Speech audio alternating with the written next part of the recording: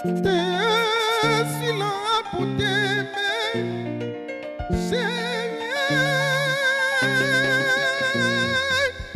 Allah poke asimu bati baby alo nakupenda sana alo mama Allah wapi baby mabati tano Allah nakutaka sana oh mama oh mama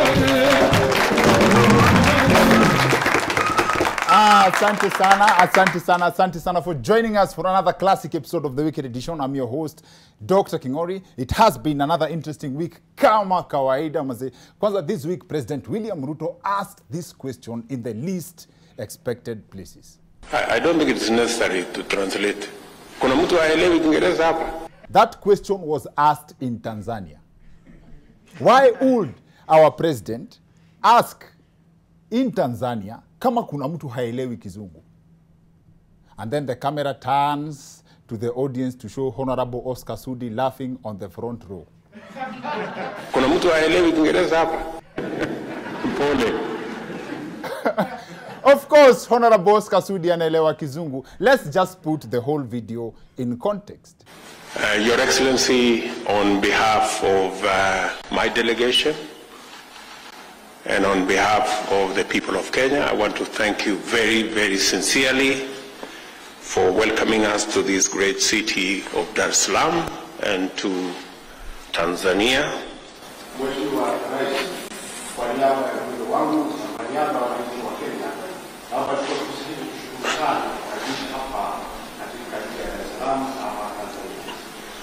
I don't think it's necessary to translate.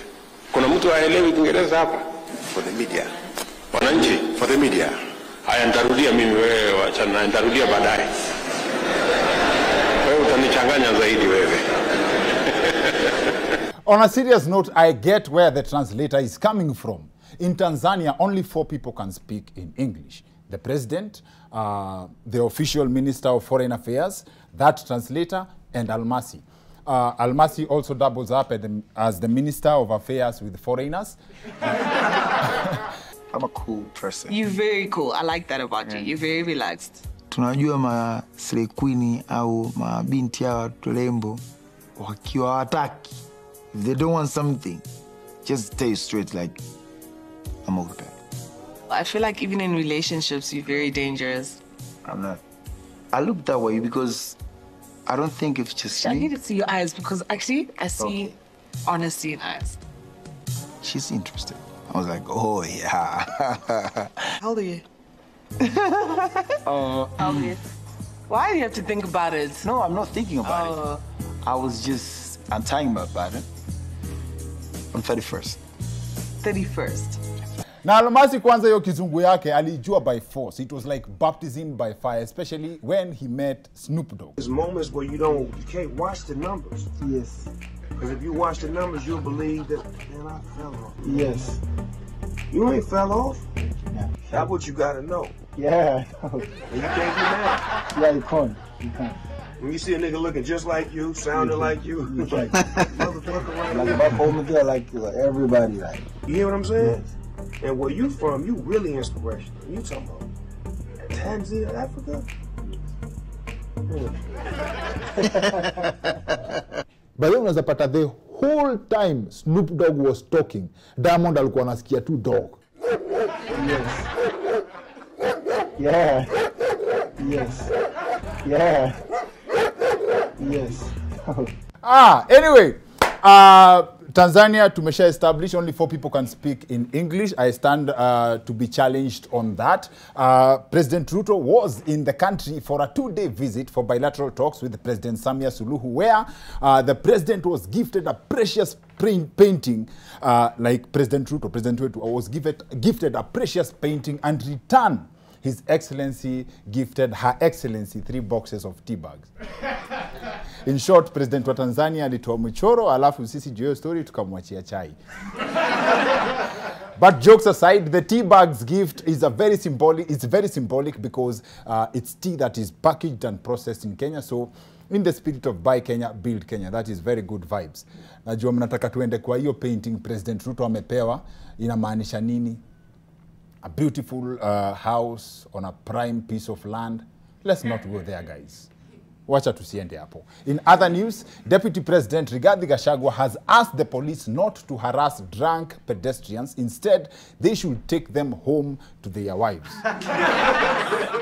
As in DP, our Deputy President Rigi G amesema polisi wakipata mlevi kwa barabara hakuna haja ya kumpeleka kwa cell. Just make sure amefika nyumbani. Well, haters say that history ya kufikisha mlevi home bila kumharas is the first promise Kenya Kwanza government have delivered. Anyway, that said, tuko na episode nzito sana. Leo, we promised to do this topic a few weeks ago, and it's here, ladies and gentlemen. Someone made an observation that the government abolished corporal punishment in schools as a relief to students and then introduced CBC to transfer the pain to parents. In CBC, is CBC a blessing or is it a curse? This question evokes mixed feelings among Kenyans, but it seems like there are those who feel it more than others. Najua saa hii rais wa nchi ya Kenya ni William Ruto. Na tumekubaliana hata yeye kwa roho yake apendi hii CBC, lakini kwa sababu yeye ni rais wa nchi ya Kenya, amesema Wakenya wenyewe watoe maoni, na mimi niko na uhakika kwamba wazazi wote watatoa maoni kwamba hii mfumo ya CBC iondolewe ikwende kabisa. Watoto wamekula, wamechinja kuku, mwalimu anaambia mtoto alikile mnasoma mambo ya kuku. Ukichukua kuku unapeleka nyumbani, alafu wakichinja wanasoma firigizi na maini ndani, alafu mwalimu anakwenda nyumbani anakwenda kukula. Walimu wamekula kuku mpaka imeisha kwa mboma ya watu. Hiyo CBC tunataka iondolewe kabisa. Now, if true, then teachers have decided to teach parents a lesson. As some people claim, CBC is for parents, but is that true?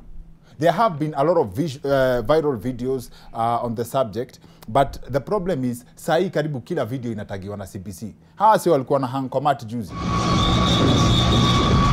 Mimi nilifanya 844, but CBC iko wapi hapo? Alafu there is this other video at your business studies kwa class ya CBC.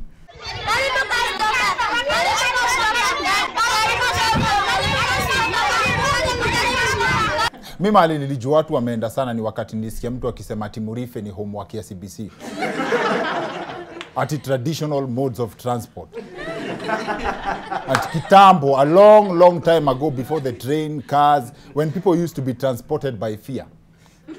Well, we have two guests for this episode. One of our guests is a curriculum specialist and the architect of CBC. Yes, he's part of the team that is responsible for the new curriculum that is the talk of town. Mr. Franco Munene Njero is in the house.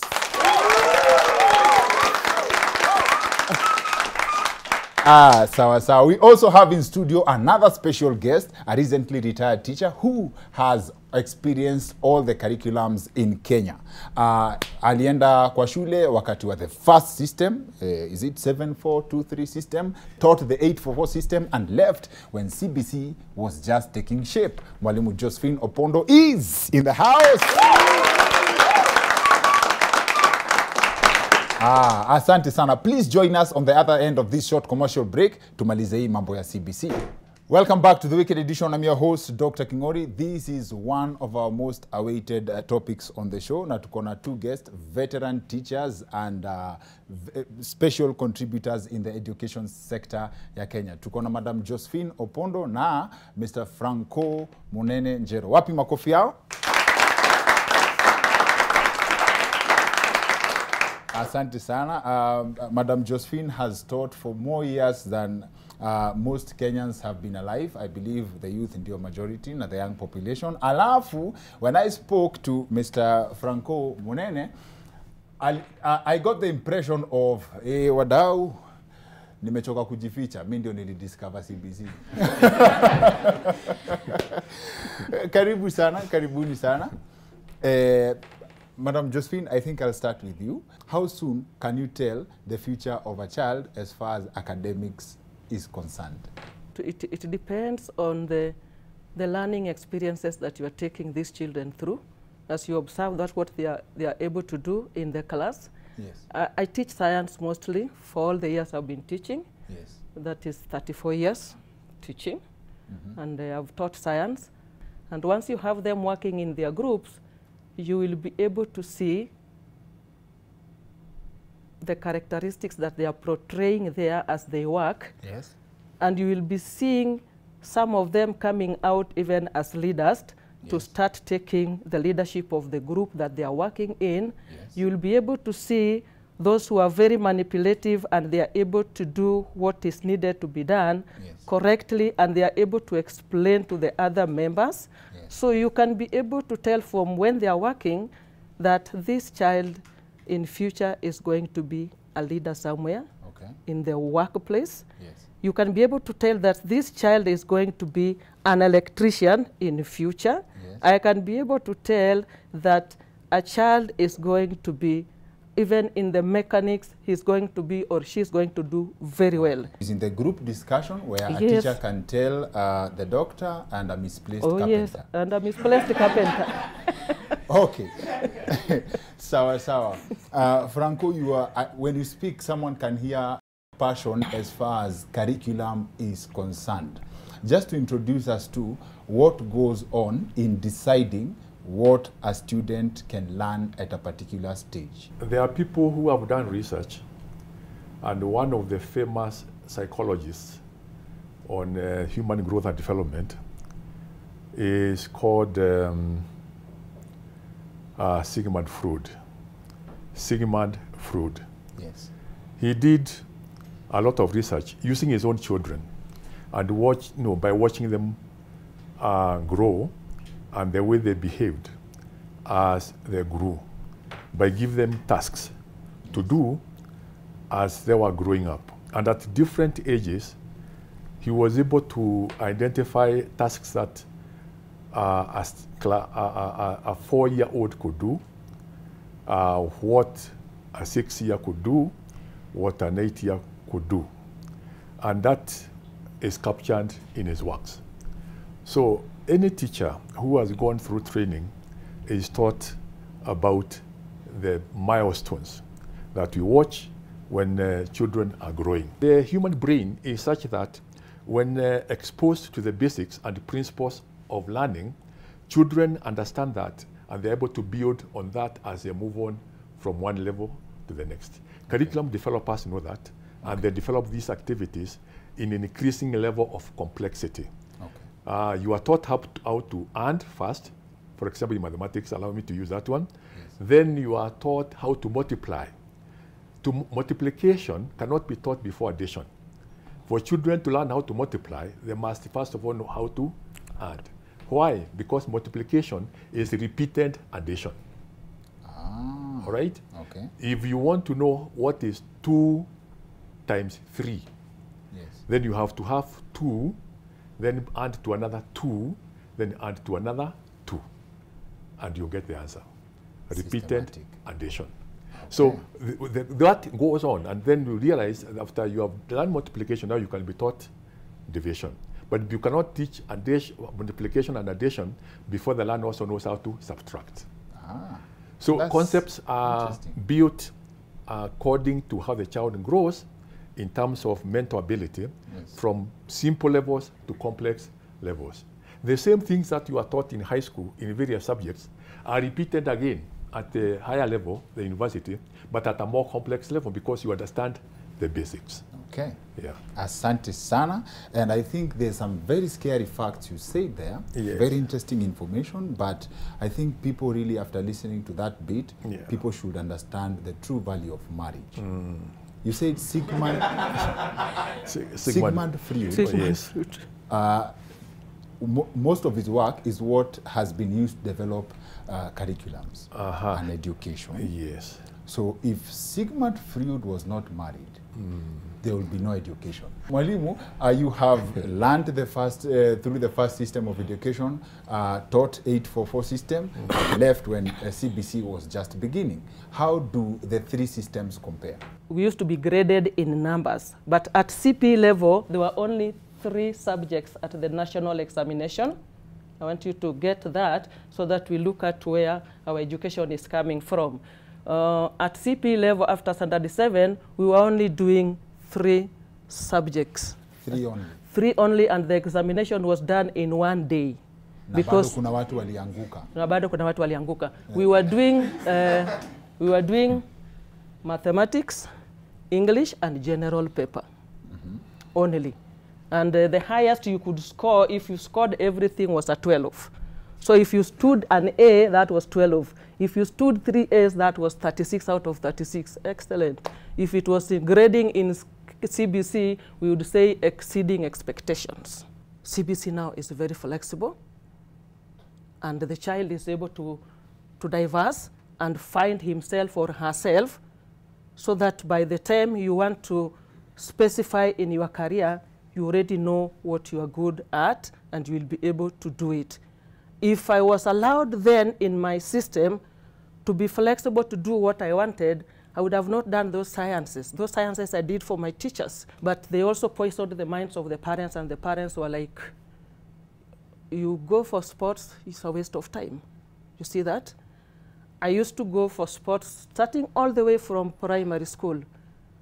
And I always came from sports activities and received thorough beatings from my mom. May her soul rest in peace. She killed that talent in me, because they thought when you are doing sports, you could not be able to concentrate and you have no future. You see? So I think CBC is coming to solve this one. Okay. When now I was employed as a UT, 1985, I'm employed as a UT. Now CBC came and found me there, the 844.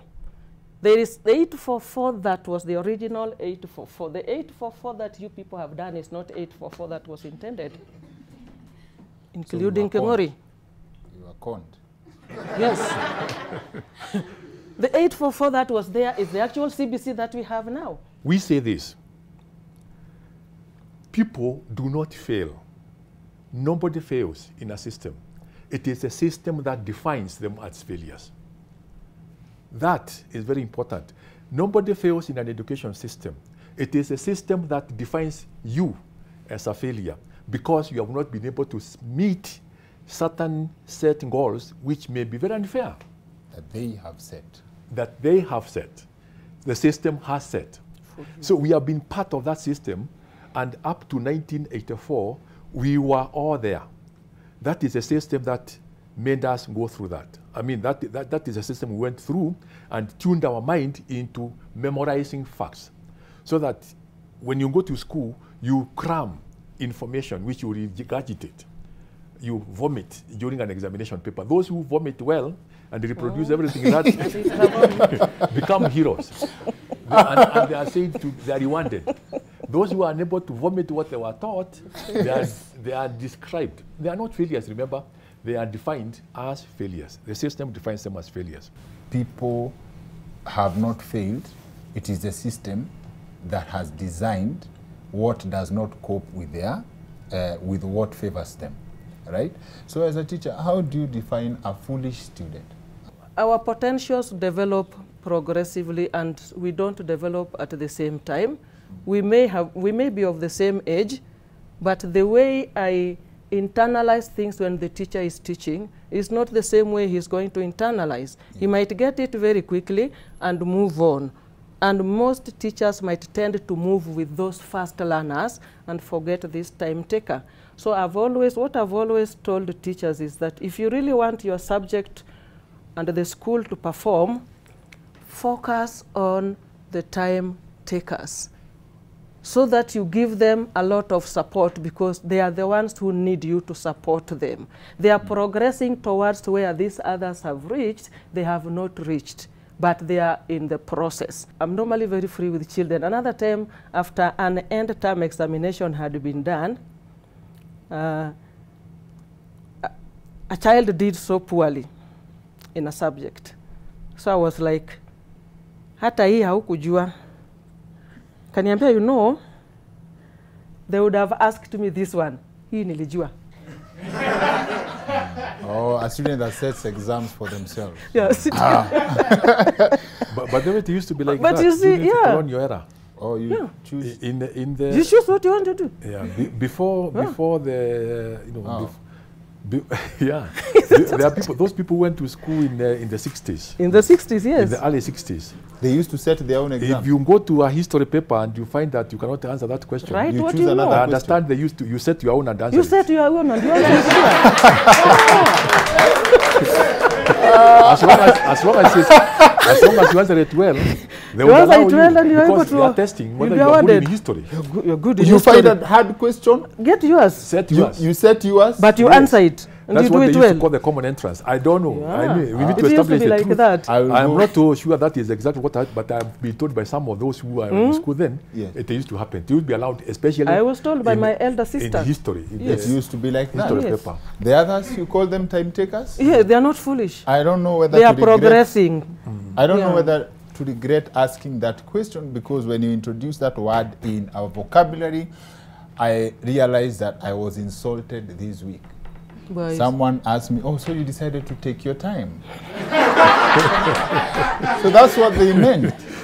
That's what they meant. Ladies and gentlemen, fellow Kenyans, curriculum is changed every 5 years in the developed world because knowledge changes very, very, very quickly because of research.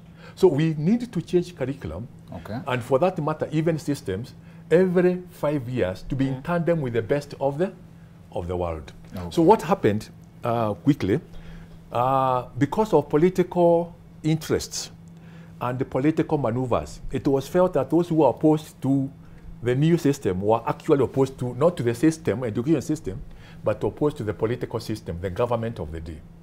What happened is that the president felt offended and he said, you are opposing what I have brought. I am doing it now. And in 1984, something happened which has never happened anywhere else in the world. The children who were supposed to do CPE in 1984 were told there is no examination for you. You hold for another 1 year, you do your examination next year, and you become the pioneers of 844. That's what happened. There was no curriculum for those children. They stayed in 1985. That's when they did the first CPE, KCPE. CP now became KCPE. Rapid implementation of a very good system. Do we have polytechnics? No, we do not have village polytechnics.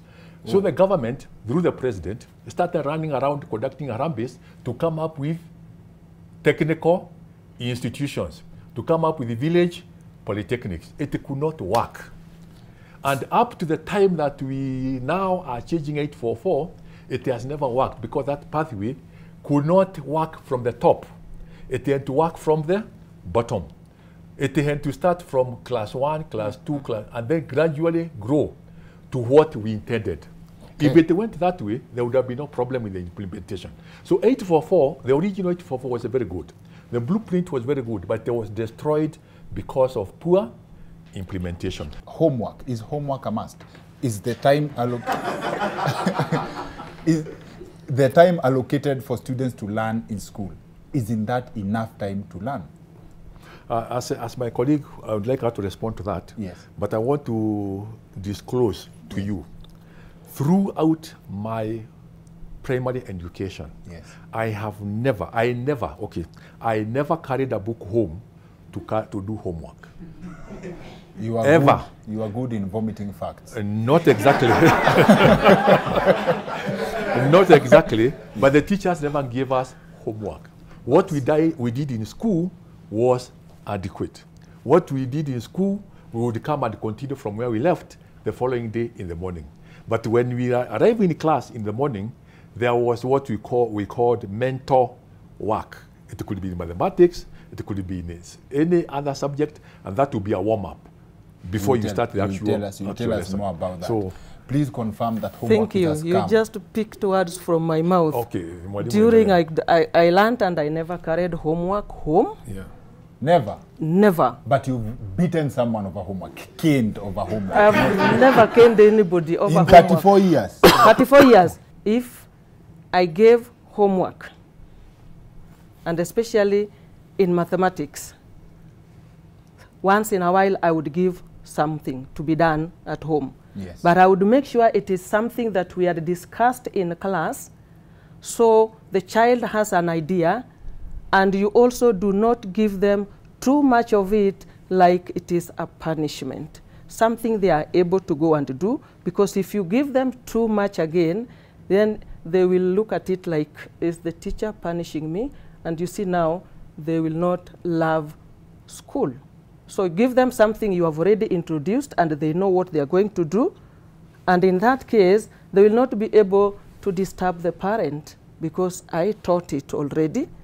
And it is just a follow-up of what I taught them. Then, because I'm also trying to see those who can be responsible. But you will not miss those who will not be able to do that homework. Do not beat them. Dr. Kingori, I don't beat children because of not doing homework. Why? Because there are so many underlying factors. I don't beat them. Okay. I don't beat them because there are so many underlying factors. Electricity was disconnected. And you believe them? Yes.